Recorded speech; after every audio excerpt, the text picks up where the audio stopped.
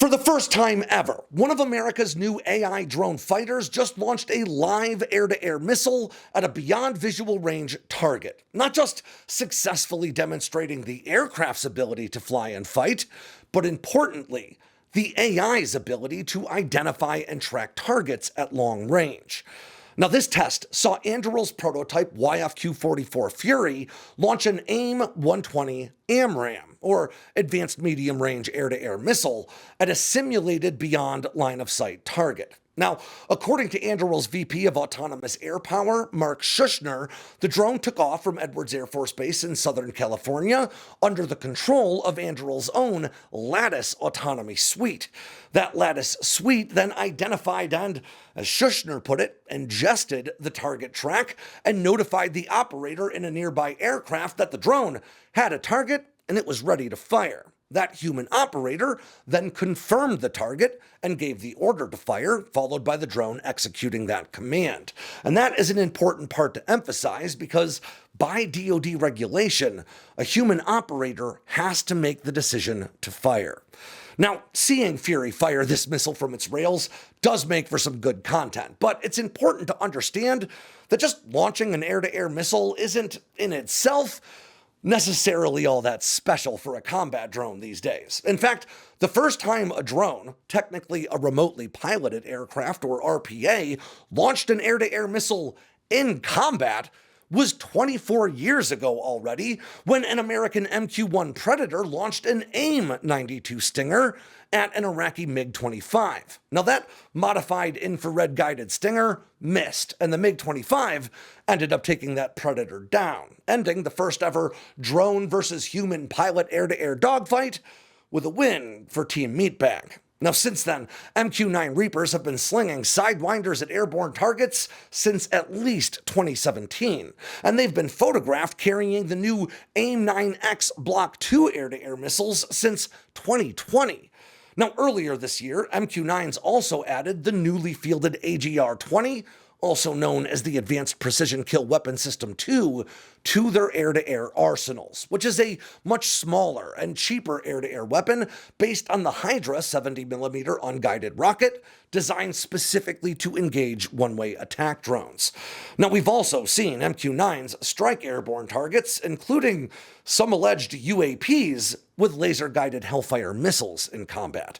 But it was only recently that collaborative combat aircraft, or drone wingmen, started launching larger beyond visual range weapons like the AMRAAM and other radar-guided missiles.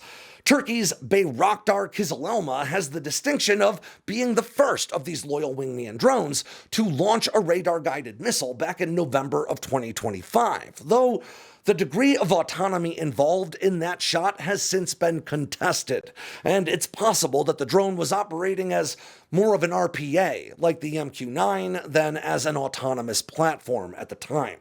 Australia, then, might actually hold the title for being the first to launch a BVR weapon from a drone wingman that wasn't under direct remote control, with Boeing's MQ-28 Ghost Bat just a few weeks later, in December of 2025.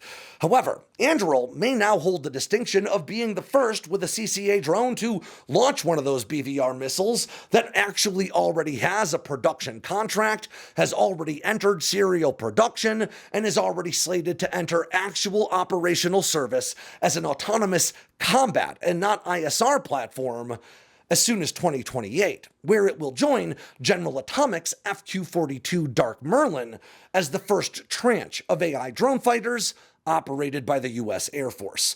Now, these drones are known as Increment 1 within the CCA program, and they're focused specifically on rapidly fielding scalable capabilities for air-to-air combat, with further increments planned for other specialized roles.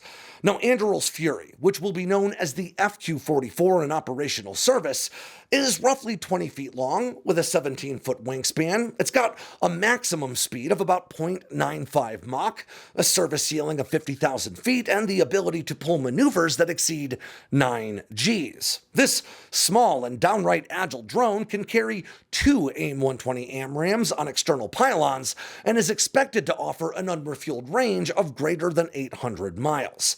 The production representative prototype of the FQ-44 made its first flight on Halloween Day in 2025.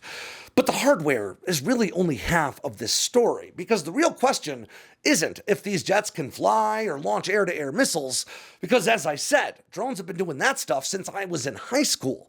The real question is how capable the AI autonomy suites controlling the drones actually are, because a good drone with a bad pilot isn't actually a very good drone at all. And unfortunately, that is the part that's invisible to all of us outside of these programs. All we really know is that all of America's CCA drones are being designed with open system software architecture to allow them to fly under the autonomous control of any suite developed within the Pentagon's established autonomy requirements. And currently, Anduril, General Atomics, Lockheed Martin, Northrop Grumman, RTX Collins Aerospace, and Shield AI are all still fighting over whose AI will ultimately get to control these jets in the fight, with a decision about that expected to come next summer. And before you go, don't forget to download the Sandboxx News app, like and subscribe down below, leave me a comment, and all that jazz.